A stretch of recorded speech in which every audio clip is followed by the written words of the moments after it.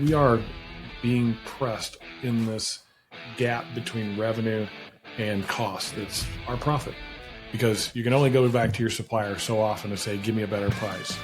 It's going to take a couple steps back to get 10 steps forward. If you follow this, you probably know what that's like. It is the most empowering moment that you could ever have. And now all of a sudden you have this confidence that you can go take on more and more work and really get back into growth mode. This is the number one complaint you hear from business owners today in America is people are lazy, they're not motivated, they don't want to work hard. You'll have a whole different experience whenever you meet some of these folks, because they're just grateful, super grateful to be a part of something they see as special. And the other cool thing is, you just mentioned, the cultures are so intertwined. We can discuss what we saw on Netflix. We can talk about different music. There's just this awesome bond that happens where you realize that, hey, 10,000 miles away, but we're all the same, you know? Hey, everybody. Welcome back to another episode of Contractor Radio. I am your host, Jim Jonathan. Been in the contracting industry for the last 28 years almost at this point. Had the pleasure of coaching thousands of different contractors, helping them to achieve their goals without sacrificing what matters most. We do that through a thing that we call the Contractor's Blueprint, and then this matrix based on the stage of where you are as a business, so you can do the right thing at the right time. And I was sitting the other day thinking about, hey, what is the biggest issue going on out there for contractors, and what are they dealing with right now? So I called several of my really high quality contractors that I've coached over the years. I said, hey, what's the biggest pinch point that you're dealing with? They're like, the revenue numbers are going up, but our profits are going down. There's just so much more overhead being taken into consideration to serve clients, solve problems. Also, material prices are going up. Labor prices are going up. The staffing to staff your company are going up. And so you have this gap between revenue and profit that we really need to pay attention to. Those of you that do insurance restoration work, there's actually delay involved there too. Like they're dragging it out forever, trying to squeeze you out of it with cash flow. And so I wanted to do a podcast that had to do with that type of thing. How do we increase this gap between revenue and cost, called profit? That's really the main reason we're in the business in the first place, is to achieve that and hopefully maybe do the right thing with it. And so today I'm super excited because I wanted to bring somebody in that has the background for that back end office stuff, where that's something that we need to look at. How do we run leaner, meaner, while still having high quality and effective people working for us? So I'm super excited to bring on my guy, Rory from DCX. Rory, good to have you, man. It's been a few minutes since we've spoken, and we're all busy people. Good to have you on the show. Thanks for having me. Excited to be here. Yeah, it's going to be a fun show. I'm assuming you heard me while you were waiting there. It's one of the biggest problems we're facing in the industry right now, is because I look at it, I'm like, man, the numbers for the work are almost ridiculous to me. Like $1,000 a square is like 20 years ago, that was $250 a square. It's quadrupled in that amount of time. And so you're going, hey, those numbers are rising, but it's not outpacing the cost of materials, the cost of labor, the cost of office and overhead. Plus you have all this technology and stuff that gets brought into it these days. And the margins are getting more and more difficult to manage. So this is what DCX does. DCX helps people increase that gap. And so why don't you let people know a little bit about what DCX is, the role you play, and what it's kind of like to be involved with you guys. Yeah, awesome. It's kind of like the genesis for our business was kind of looking at the problem that you just kind of laid out there for a couple other businesses that both myself and my business partner Craig came from, right? So to kind of take a step back, DCX is a overseas hiring agency, is what I call what we do. So our job is to help U.S. companies hire, train, and onboard full-time dedicated staff that just so happen to live in the Philippines, and figure out a way to make the process as easy as possible so that businesses of all sizes can use this opportunity to scale their business, have an amazing experience for their clients, and then figure out a little bit way to, leverage the cost of employees that come from a different economy and a different type of living and things like that. So we started the business almost 5 years ago, not quite. We're about to celebrate our 5th year in business. And both Craig and I had some experience in our previous industry, which was the branded merchandise space, where we had worked a little bit with some employees that were in different countries, some people in India, some people in the Philippines. And we saw that there was this opportunity, of course, for businesses to go this route, to be able to hire somebody that just makes less money, to try to find a way to just bring in the cheapest labor possible. But then there was this other opportunity to tailor the approach to find the best of the best people, to give those individuals the opportunity that we all want in our day-to-day lives, that, have an awesome job that pays well, that gives them responsibilities, that invest back in them, to figure out a way to train some folks and come up with some best practices so that the whole machine could just run smoother, right? And so we started DCX to be the best version of what is typically called a BPO, to give our U.S. partners the opportunity to tap into this awesome talent pool, and then give our employees something that makes them excited to get up to work every single day. And when we bring that all together, then we have this pretty amazing opportunity for people to scale their business, to get some of the benefits of hiring folks for a little less money, but also still really live by their values, bring folks into their culture, and not have this seem very scary at all. So at DCX, I am the Chief Revenue Officer. I've been with DCX obviously since day one. And my job is to oversee everything: sales, marketing, client experience. Everything. I don't know, anything that involves, our clients and their experience and our ability to keep growing the business is all on my plate currently.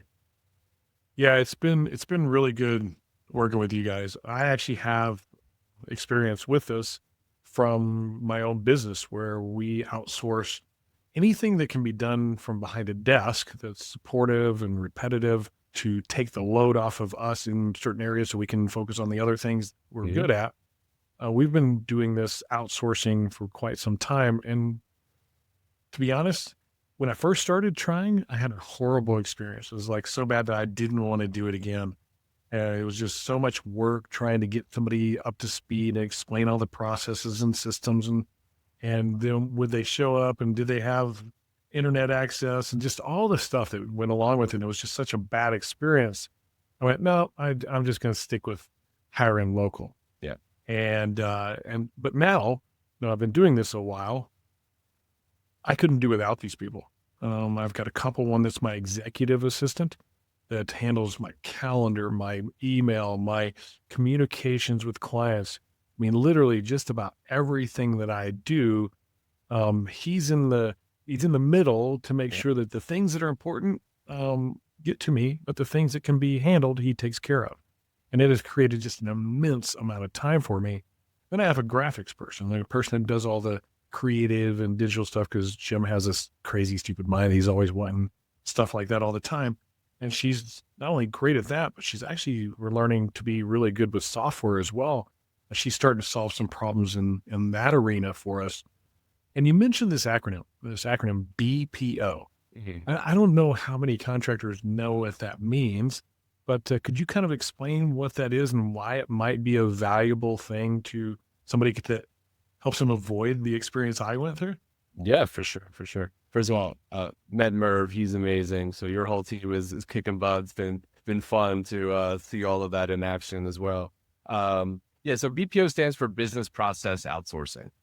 And for the biggest companies in North America, this is kind of old hat for them, right? And oftentimes really big businesses that have key functions like data entry or customer service or something like that might turn to a BPO company to basically say, I got this customer service issue and I need to figure out how I can have 24/7 coverage, chatbots, people answering the phone, whatever it looks like.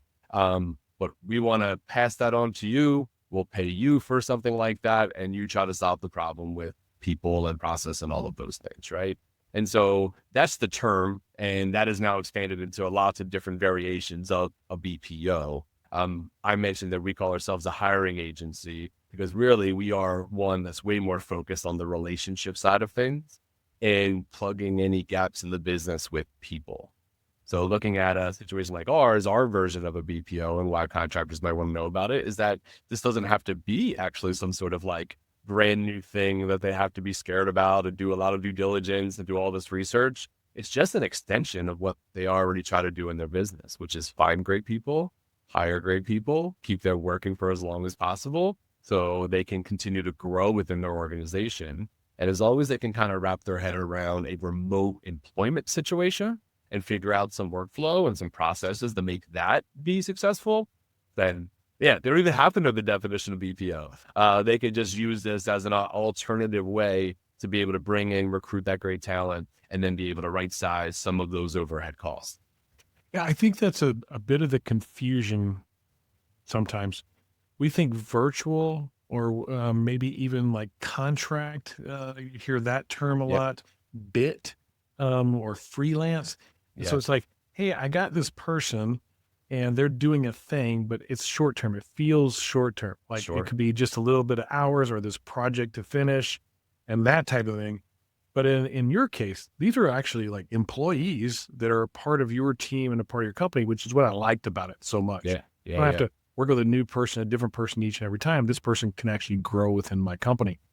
Is that something strategic that you guys went after it that way, and why?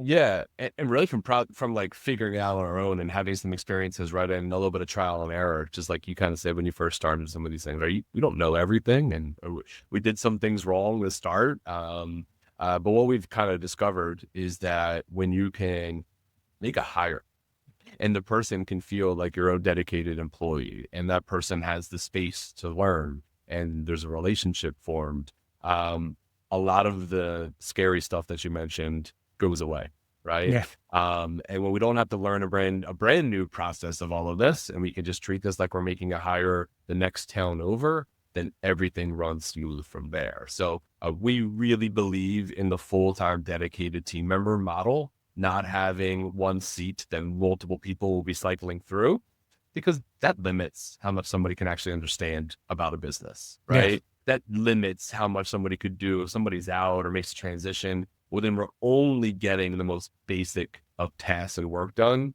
This model allows for so much growth. So that's why we've seen that be the best way to manage this. It just sets people up for a lot more high levels of success and adds to the sophistication of what somebody can do in a business. And I think that's really cool. So if I understand that correctly, what you were saying right there is, if I went to DCX and said, hey, I've got a business problem I want to solve, or I have this job I need to get filled, can you guys help me with that? And you say, yes, we can do that. And you help them hire a person, outsourced overseas. That person now works literally for them. It's not somebody that you're constantly looking like, hey, they did really good, we're going to move them off to another company. Oh my gosh. And then replace. Like you see that a lot in these type of organizations. Totally. And dude, I'll tell you what, me training in a new person every 3 to 6 months, it can't build a relationship. There is nothing like that. So is that how you guys do it? I just want to understand that it's no, thanks. Yes, absolutely. Right. So the way that we set this up is that we start working, obviously whenever we get a chance to meet any company here that is looking for some help. Everything starts really with identifying what a full-time role might look like in a position, right? And it starts with a job description, and it starts with a little bit of understanding of the company culture, the personality types that folks are looking for, any soft skill that somebody might want. And our team goes out and we work through either our candidate pool of individuals that we've brought on proactively, or in some situations, we go out and do a custom search for our partners. And then they get a chance to meet individuals that our talent acquisition team goes out and sources. And then they ultimately get a chance to hire somebody. We stay as the employer of record because I don't want any contractor to have to know about Filipino labor laws and to have to worry about paying all the different benefits and the bonus schedule and deal with the community and the culture in the Philippines. Like, we take care of all of that. but all of our partners get a dedicated person working 40 hours a week in their time zone, in their systems. So they feel, in all intents and purposes, like our partner's employee, right? And then from there, I've it caught grows. myself telling Merv good morning, and I know it's Yeah. evening over Oh, there. my I'm Lord. just like, I feel like he's right here with us all the time. That's the goal. That's the goal. It shouldn't Yeah. feel any different, and it doesn't, right? So yeah, that's what it's all about on our side. Which means no one will ever leave to go take another job through the DCX channel, because we're here to help our partners kind of deal with their hiring pain points, right? And sure, everybody works at will, and not every single employee is going to work out. Any other hiring experience, right? We all know sort of the challenges that come with that. But our goal is to find the right fit for all of our partners, have that person really get in the weeds in that business and stay for 3, 5, 10 years. And that's on the table if you pay attention to it and you constantly are ready to evolve and give somebody opportunity for growth. But that's been really cool to see, and that's how our model works. That's really cool.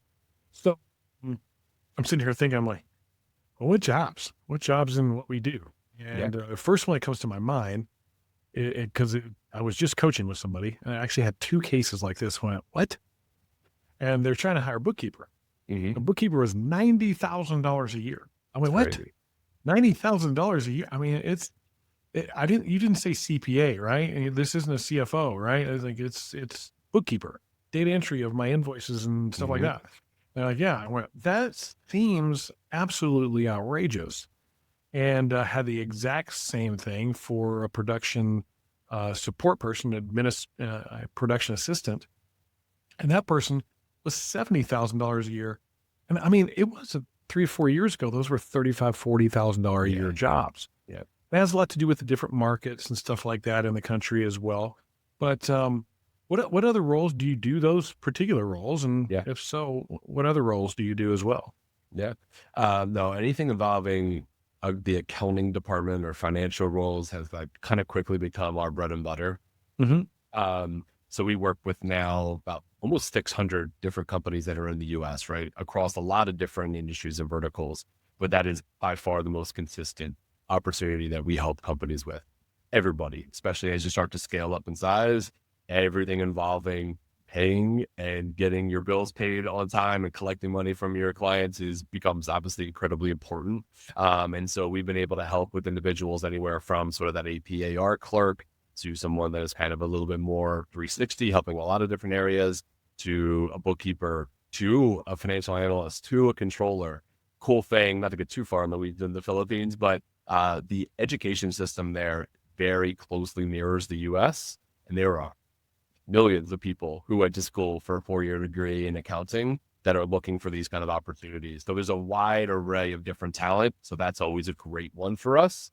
Couple other ones, in that production realm is definitely one that always seems to make sense.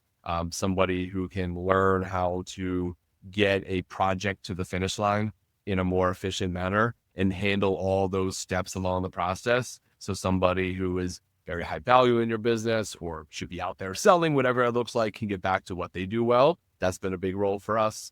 Anything involving sales assistant type work. So there's lots of people that are trying to work through these leads that they've been able to open and get things done faster and get in front of clients and get these projects, You mean you guys somebody to follow up for my salespeople that never follow up? Yeah, right. There's so much there, right? And every good salesperson that we know, we want them to be in front of clients more, and we want them to get on to the next project faster. And so anything that we can do to give somebody an assistant who can just keep them on time, keep them efficient, make sure follow-up goes out, all of those things. We've seen that really transcend industries really, really well. And then I'd say the last one I'd put out there would be anything involving marketing or graphic design, kind of mirrors your experience as well.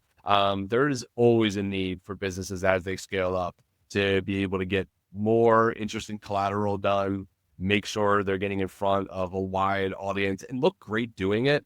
And so there's a lot of talent that exists in the Philippines of people who can step into those type of roles too. So those would be the ones that come to mind as the very kind of general ones. Oh, sorry, one more. Obviously in roofing, people that can learn how to estimate projects is definitely another one as well. And I've seen that number through my research and I'm not years in the roofing industry, of course, right? But this is something that we really looked at. It costs a lot more to hire somebody in an estimator role than it ever has. But the core tenets of that is learning how to do the job, being smart enough to be able to make sure the process is followed correctly, right? And just being really detail oriented. And so we've been able to tap into some people that have that experience. And I think that's one that we can continue to scale up as well. Yeah, that's the wild thing to me, because like the skill level you have working over here as an estimator, maybe high school degree, and kind of figured it out and worked along the way.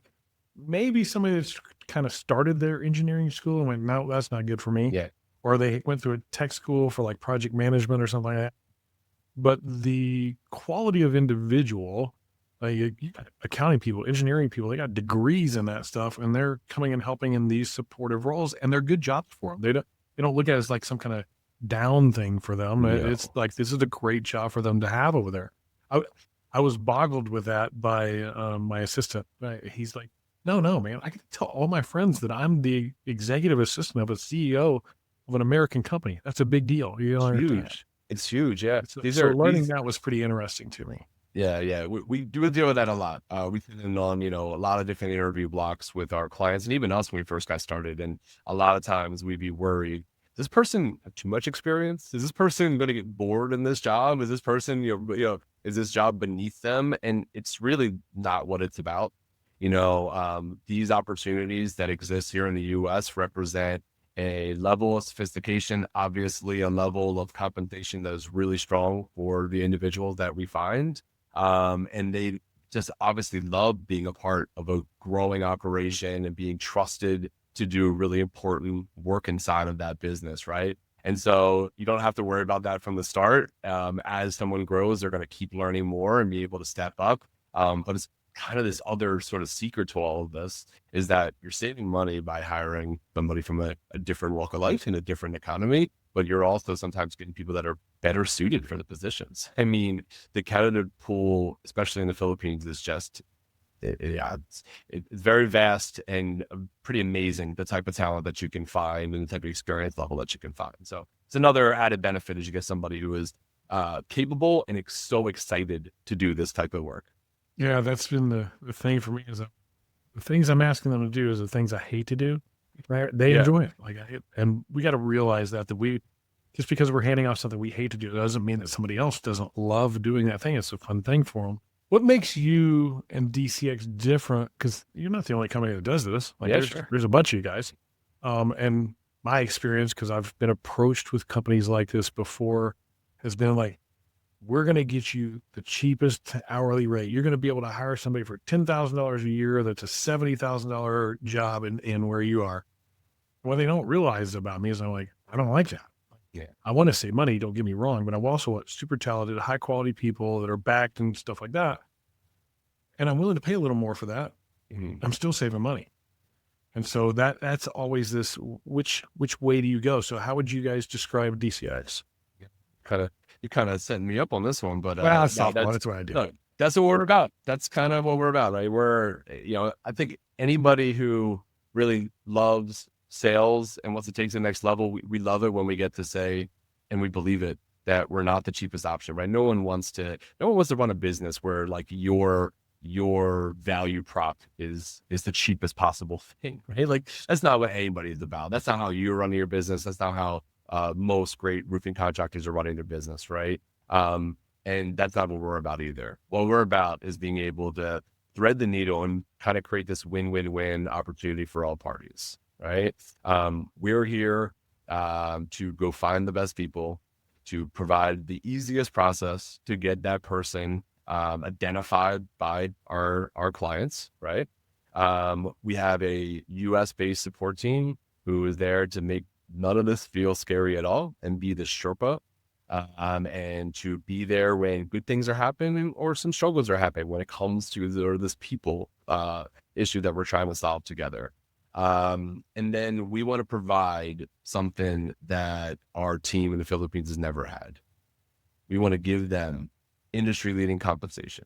We want to let them work from home. They don't have to travel in the middle of the night to go to an office space or a call center, right? we want to give them the best benefits and a community of 2,500 other team members that they can get to know and rely on and make connections with.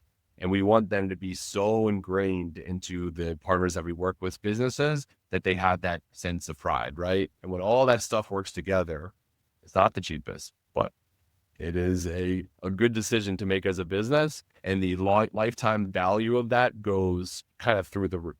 So when you ask us what makes us different than some other companies, and there's a lot of good companies doing similar stuff, but I think what we just try to figure out here is, how do we just make the whole experience feel better for everyone? And how do we make it a little bit more relationship driven? Because we're all in the people business, and this just makes it just makes us all feel great about what we can accomplish together. Yeah, it was the thing that struck me, I think, the most about DCX. When I met Craig, there was this cultural and character aspect to him about, hey, I want to do right by my clients, but I also want to do right by the people that work for us, because they work for you. Yeah. And so you have this responsibility to them. They also work for your client. So there's a responsibility there. You said something that was really key there, and I hope people didn't miss it.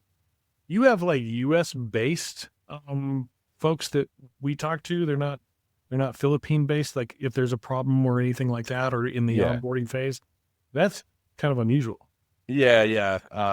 It definitely is unusual. But from the start of our business, I think that we saw that was also an opportunity for this whole process to run smoother if we made those investments, right? And look, we believe in our team in the Philippines more than anywhere. We have 200 plus people that work just directly for DCX and lots of different roles, right? So it's not an indictment on the talent that we find, but there is just something that comes from the fact that we can pick up the phone, talk with somebody in the US. If needed, we can go take a visit and go see each other in person.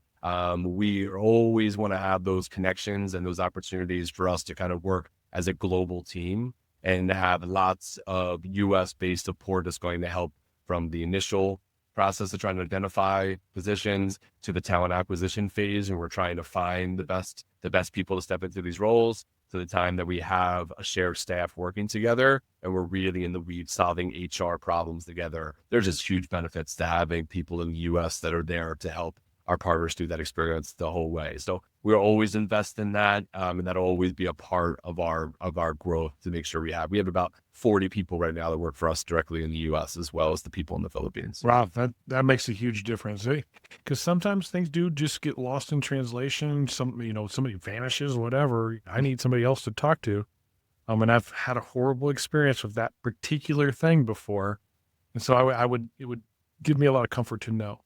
Now, you said a hiring agency, like that's really where you hang your hat. You need somebody, we can help you get them hired. There's a vast pool of talent. And so you interview them, pre-interview, set up the final interviews, and I actually get to say yes.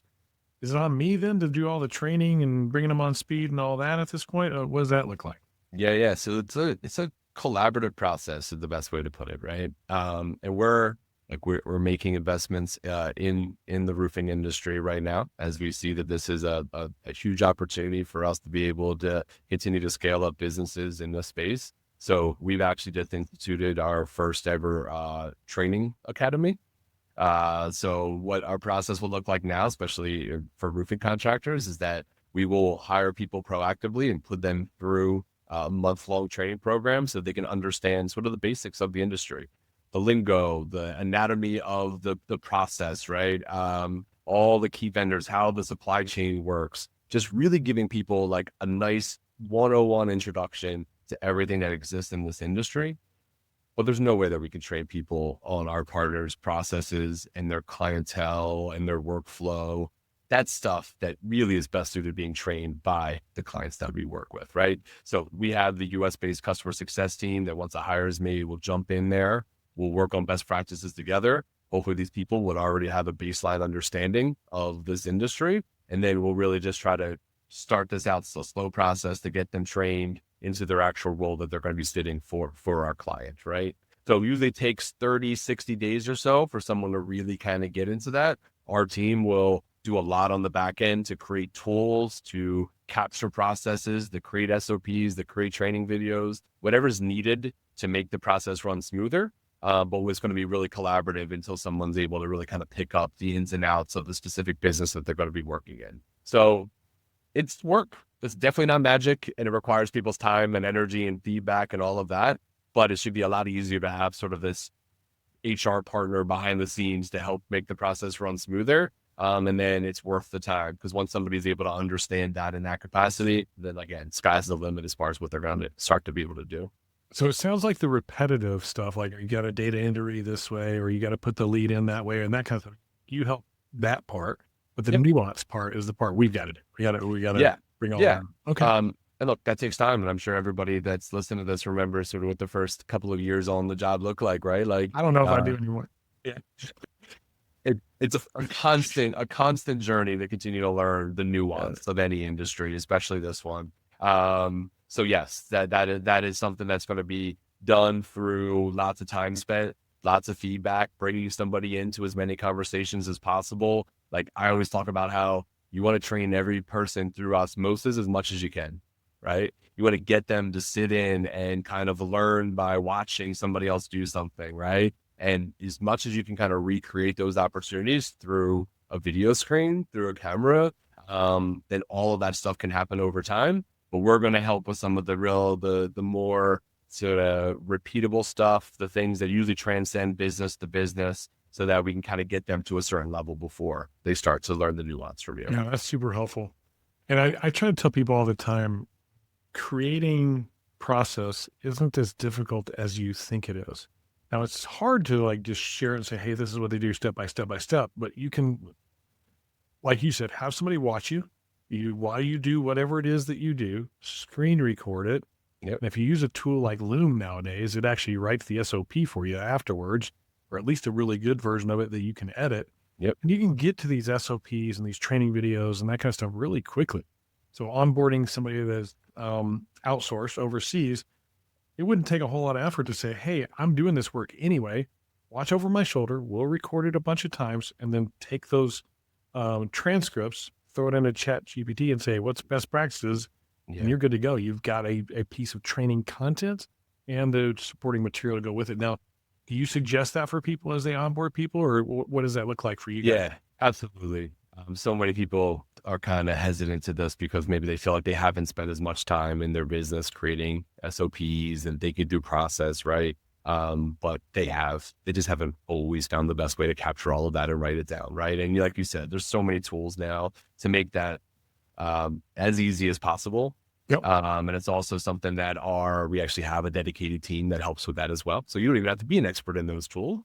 We can have us be part of that and sit in on those sessions. And if you can explain what you do and walk through a process in a CRM or whatever it looks like, then, within a matter of days, you can put together some SOPs so somebody has tools to go back and look at, right? And to me, the final piece of that is, if you can explain to somebody how to do things, capture all of that so someone can go back and reference.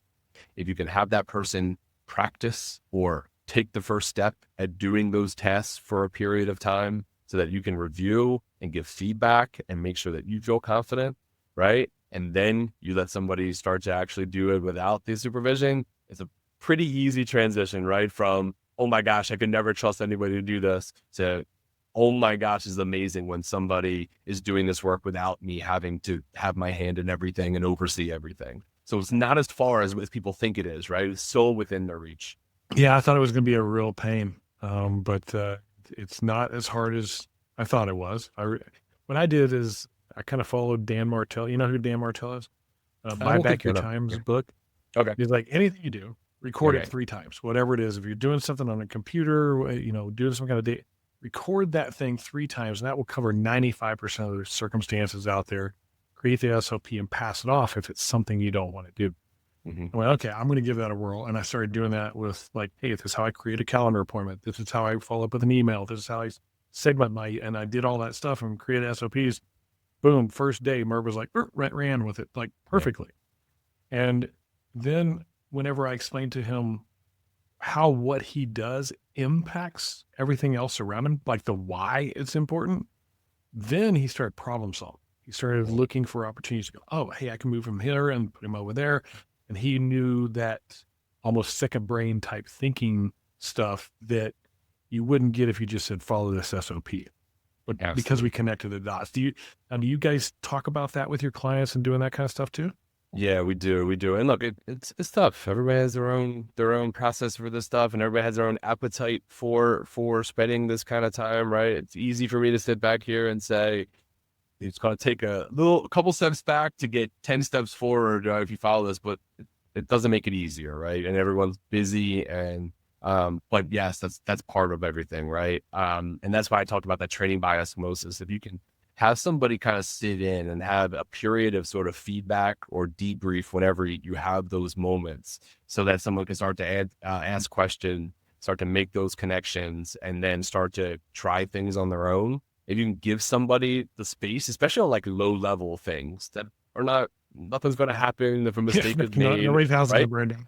Right. Like something easy to just start to exercise that muscle, to have somebody say, hey, here's what I think this should look like. Or you didn't tell me what to do, but this is my best guess. And then you just kind of repeat and build off of that.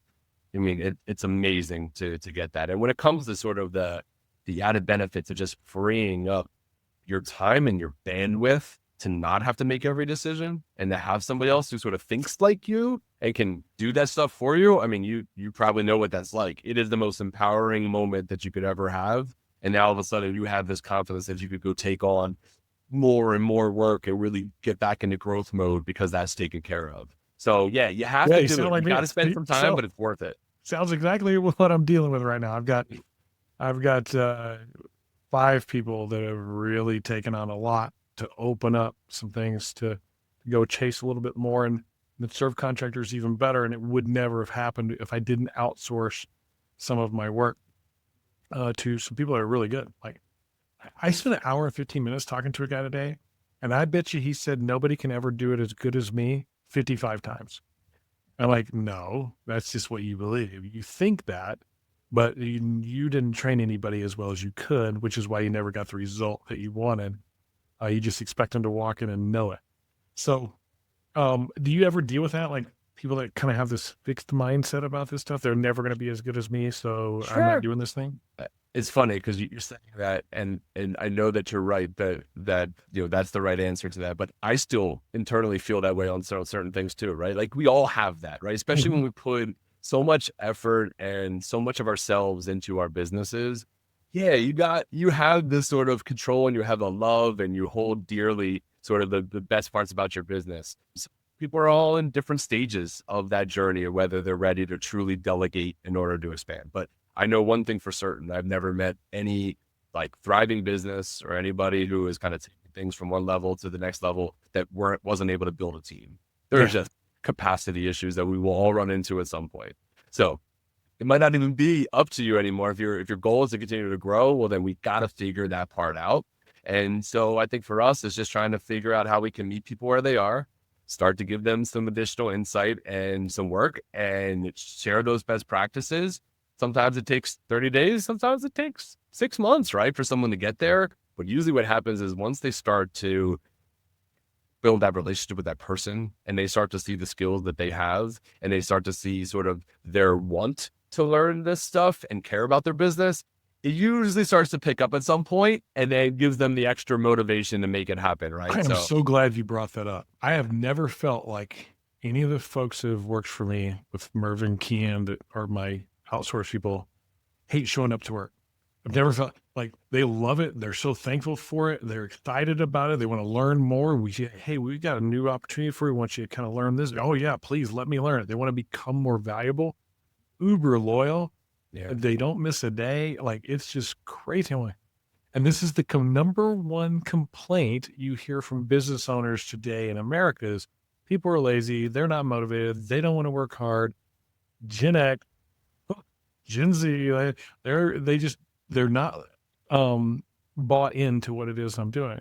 But you'll have a whole different experience whenever you meet some of these folks, because they're just grateful, super grateful to be a part of something they see as special. Yeah. I've seen lots of people in lots of walks of life, and I don't want to write off the entire U.S. workforce right now. Everybody, but yeah. It's a Look, it just frustration. makes it harder. And I think everybody, of course, here, like and it makes sense. The economics of living in the US are different. The cost of living, the aspirations that we all have, of course, right, are pretty high. And so sometimes it kind of changes that dichotomy. And, people are looking for something. Maybe back in the day, we used to realize that we had to kind of dig in on something a little lower level and learn and work our way up. Some people would like that to happen a little bit faster. What I've seen is that there's a really nice alignment between folks that are operating in some different situations to really, like I said earlier, like attack these type of roles. And there's this excitement to learn and be better and grow.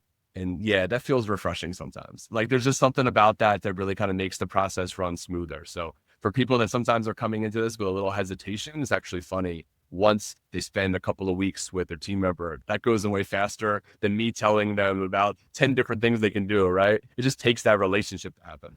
Well, we talk about when we're hiring the 3 qualities that we will not compromise on: hungry, humble, and smart.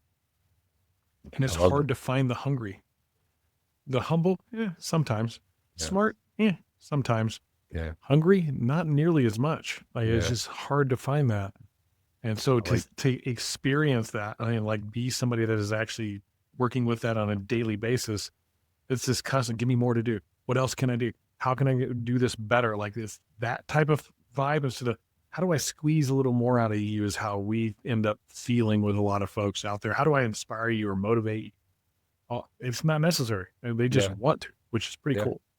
So, I know the how much thing is a question, but that varies based on the role and all that other good stuff. If we were to put it into percentages, like, hey, this role is this much, that's 100%. What kind of percentage of savings am I usually looking at? Is that a better and fairer way to ask the question? Yeah, for sure. And like, from what I've seen experience-wise, it actually scales up to a higher percentage of savings the more sophisticated and complicated the role gets. Now, to be fair, that also adds a layer of sort of risk on the role, right? Because the more complicated it is, the more opportunities for someone to maybe struggle picking things up, or as we're looking for someone to be able to make more decisions, sometimes it's harder to find the consistency of hires in those areas. But usually what you're looking at is at the very least half of what you're paying in the US for roles. And it's actually probably more like 40%, because when you start to factor in the HR related costs that we kind of like almost forget about half the time when we're looking at someone's salary. HR, taxes, all the other, so much, right? It adds up so fast. So probably about 40%. And then it can be, a lot of times we're saving people, 30, it's going to be 30% of the cost, or even that's been kind of my experience, is like this 30 to 50%, just depending on the role and how intricate it is and stuff like that. But you mentioned the accounting, like the bookkeeper position, right? I mean, that's a role that if it does cost $90K in certain markets in the US, I mean, that's going to be one that's going to be 35 to 40,000 all in hiring through an organization like ours in the Philippines. So and that's super high level accounting. That's not yes. That's not just somebody doing data entry for you. That's no. That's someone who had a 4-year degree, has probably 5 to 10 years experience in a role like that. Who's probably worked for a pretty large US company before. I mean, you're getting a lot for that money while it being on the low end. That's awesome. Well, Rory, I think you've been more than helpful today. Maybe open some eyes to some folks on, hey, there's an opportunity here, maybe, because we are being pressed in this gap between revenue and cost. It's our profit, and we're having to look for other ways because you can only go back to your supplier so often to say, give me a better price. You can only ding your labor so far before your quality starts to take a hit. And so where else can we find these other opportunities and still be able to scale our businesses? I think this is a really, really good way to do that. How does somebody get a hold of you or DCX to, I think probably the best way is a discovery call. Is that what you guys, what does the process look like? Yeah, that's how we do it. And we try not to be like this. this is an avenue. This is an opportunity for people to research, see if it would potentially fit for them. And then we work together to try to go through the entire process and make sure we're answering all the questions that we have. So, we have every day multiple discovery calls. And so if someone wants us to learn more, I would encourage them to reach out. We can go on our website, delegatecx.com, and they could take a look. And there's a couple different contact pages there. I'm sure we'll be able to share my information here. So feel free to reach out to rory.young@delegatecx.com if we need to do that way. We'll connect you with a member of our sales team who can walk you through the process. We encourage anybody to, not just if you're owners or C-suite that are listening to this and want to learn more, bring your staff, bring the folks that would be interacting with people on a day-to-day basis. Give everybody there so they can ask questions. We can do our best to kind of walk you through what to expect. And then if it seems like there's a good opportunity together, then we just kind of go from there. You know what I love the most? You didn't oversell the situation. I think I've spoken to people like you before, and I never put them on my show because they promise the world, and I know that they can't deliver it. I've had enough experience with this to know what this looks like, and it does take some effort on my part. Yeah. But it's not that heavy of a lift, really. You guys have a guide like, hey, we'll hop on with you and we'll get this thing done. That just makes it a million times easier. I think it's worth investigating for anybody and everybody, whether you're owner, C-suite, managers. If you're trying to get more done in less time at a price that's affordable, that allows you to do those high leverage revenue generation things, this is a no-brainer. And I love the name of the company. I kept saying DCX because I'm so familiar with you guys now, but Delegate CX. It's what you're doing. You're delegating out these things that are going to put you into the thing where you get to do what you enjoy doing all the time and get some of that stuff off that you don't enjoy doing so much. And not sacrifice the experience for the clients that are trusting you, right? And that's the big thing. This isn't supposed to make that experience worse. It's supposed to make it way better when you're investing more in people. So I had to throw that one more bit in there. I think one of the other things that people ask before they hop on with you, and maybe we should have said sooner. So I hope you guys hung out the whole show here. The language barrier, that part seems to be a problem because you have all kinds of different places that do outsourcing. Yeah. I have found that if I didn't know that they were Filipino, I wouldn't be able to tell with my two people. They're just so they must take English classes from the very beginning. Yeah. Just so, and even this slang and jargon and stuff, today, one of our clients had called me to let me know that they needed to reschedule, and I didn't tell my guy. Mm-hmm. And he goes, hey, I called him to the note, and they said they could reschedule it. And he goes, my bad. All right, totally, it was my bad. And it was really my bad. It was on me. But that uniqueness of it, because I have worked with South America, Central America, and had varying degrees of success there. But out of the Philippines, really good experience. It's been our experience too. Everybody's speaking English from the time they're basically in kindergarten, and the higher they go in their education careers, the more that's in English, right? So by the time you get to college, typically in the Philippines, you're almost only speaking English, right? So there's the ability there for people to communicate really strongly. Everybody has an accent. I'm from Philly. I have my own accent that I have to deal with, right? We all got something like that. So as long as we're cool with those things, I think people will be kind of shocked at how easy things flow from that point. And the other cool thing is, you just mentioned, the cultures are so intertwined. We can discuss what we saw on Netflix. We can talk about different music. There's just this awesome bond that happens where you realize that, man, 10,000 miles away, but we're all the same, you know? So they have a restaurant over there. This is new news to me, called Jollibee. Are you familiar with this Jollibee thing? Familiar with it. I've been working in the Philippines for the last 5 years. Yes, very familiar. Been there many times. Yeah. So my guy Merv sends me a video of the Jollibee, which is like their little character dude, fighting 50 McDonald's characters and winning. He's beating them all up and everything. It was fantastic. That's the type of interaction, relationship. I know they play badminton every single Saturday and they play in a tournament. Merv's picked up golf now, and he's out there golfing, and he's like, hey, send me videos. Who's the good guys out there to follow? And I just sent him one before the show. Can't wait to see what he thinks about that guy. And you get to keep up with like their growth, like Kian. And this is big for me, just as a business owner. I want to know what my people are about and what are they into and what are they trying to do. She wants to get a lot better at badminton. So I said, hey, you should actually like get a coach. Let's go see what that looks like. And she did. And her game's changing like literally overnight. And it's just been cool to watch them grow and do their thing with us. And they shared it with us what they wanted to grow with in work too. So we're fostering those opportunities and they're just running with them. It's been great. That's really cool. Yeah, we could go on. We could do a whole another episode on some of those best practices, right? But yeah, that's been the most humbling thing for me over the last 5 years is to just. Is there a story that sticks out? Oh my gosh! So it's really cool that you just said, talked about your experience there, but similar experience with my assistant who's been with me today. Is her 4th anniversary. Oh wow! And her experience with that, this is her first corporate job, her first time ever working with a US based company. She actually got hired because she was really good friends with our chief of staff. We first started the business. But she was a teacher before starting with DCX. She came in with just this attitude that she was going to say yes to everything and try to learn as much as she could.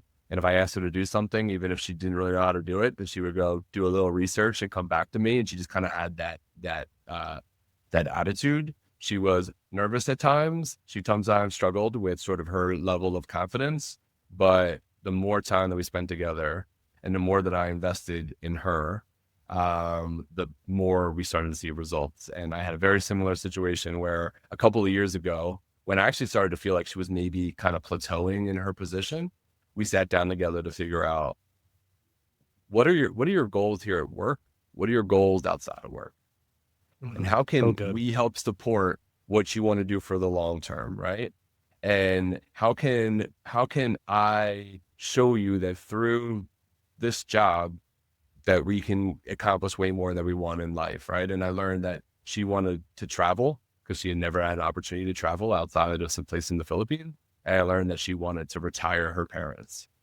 And in the last 2 years since we kind of had that conversation, she's been to Korea. She's been to lots of different places. Her parents aren't working anymore. She's receiving for her retirement. And now I see this person who is like so confident, is probably like more important than I am in the business at this point. She knows how everything works when I don't know how anything works, I feel like, anymore. And it's just been this amazing experience to be able to see somebody go from one level to 10 levels above. And for every client that we have similar type of stories, right? And people are starting to hit their 3-4 year anniversary with the clients that we work with. They're all telling different stories of things like that, right? And it doesn't sound like they're going anywhere. Yeah. So sorry, that was a little long-winded, but like that's just been the most humbling thing for me, just to see these people be put in position to thrive. And I feel so fortunate to be able to work with them every single day. So super cool, man. Rory, thank you so much for being on today. This is an important subject. I'm going to be doing some more podcasts about this thing. I want to bring you back on maybe a year from now. Let's see what it looks like and how you've helped people in our industry. And we'll go from there. Awesome. So, thanks for having me, Jim. Always a pleasure. Yeah, it's a blast. Awesome time. Can't wait to connect in person again. And I don't know where that's going to be, but I don't know. Maybe you're going to win the storm or something like that. Yeah, man. All right. We'll see you. All right. Have a good one. Brother. Have a good one. All right. All right, everybody. That was our show today. And we really have to think about various strategies that allow us to do some of the things that we need to do to grow as a business. And we have this equation around here that we call your impact equation. It's a combination of your skill and your capacity. You can have all the skill in the world. You could be the best leader with all the skill and able to sell and close and do all that other stuff. But if you don't have the capacity to do more with your time, you're going to get a ceiling. You're going to hit a plateau. So how do you get outside and gain more capacity? Well, you're going to have to replicate yourself. And the best way for you to replicate yourself is to document yourself, turn that into some training, find the right person, and put them in place to help you. one of the beautiful things about Delegate CX is they find great people. They're unbelievable. So go check them out. Really appreciate you guys being on today. We're going to come back with a few more episodes on integrating some things that help you eliminate some stuff, because doing all of this is about elimination, delegation, and proliferation. So we'll talk about how to build more profit into your jobs through some new things that we've been talking about here at Contractor Coach Pro, and how we've been helping our clients implement these things so they can be successful and increase those profit margins and stay healthy like they want to be all the time. So if you are looking for somebody to give you a hand along the way, that's what we're here to do. We're Contractor Coach Pro. We help contractors all over the country. We've been doing this over 13 years. We build 8-figure, 9-figure companies, and we do it in a way that helps them achieve their goal without sacrificing the things that matter most. Connect with us at contractorcoachpro.com. Click that little assessment button. Take an assessment. We'll do a discovery call with you. And if it's a great fit, awesome. We would love to have you. If it's not, you're at least going to learn something that day that are probably the next 2 or 3 moves that you could do in your business that would make a difference. We're here to serve. We're here to care for this industry. And we love doing it with you guys. Thanks a lot for being on our show and hanging out. We'll see you on our next episode.